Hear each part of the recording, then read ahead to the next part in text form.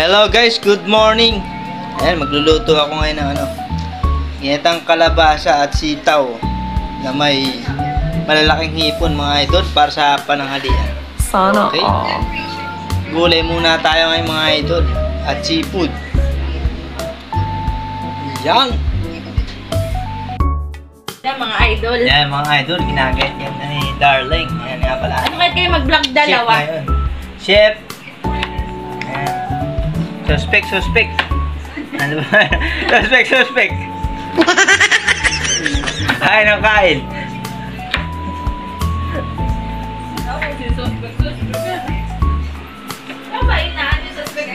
Suspect. Kunyari magda-diet, hindi naman totoo.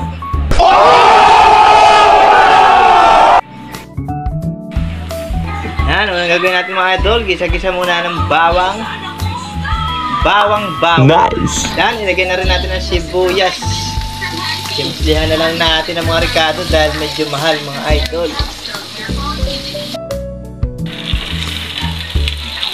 Yan, idol, gisa na natin ang hipon.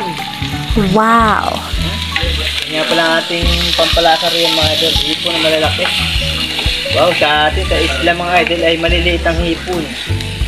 Ito malalaki. Pag minalas-malas ka pa. Alamang. Puro water lilin tuyo pa. Mga idol. Haluasin muna natin ang hipon. Baka ma-overcook. Tinanggal muna natin. Ilalagay muna natin ang gulay. Sitaw at kalabasa. Pampalinaw ng mata at pampahaba ng buhay. Pwede na! Sarap-sarap ng mga idol. Fresh na fresh. Galing palengke. Pwede ko na kasi siguro. Sa atin, sa isla, pinipitas lang natin yung mga yan. Hindi pa tayo makapagtanim dahil malaki pa ang tubig mga idol.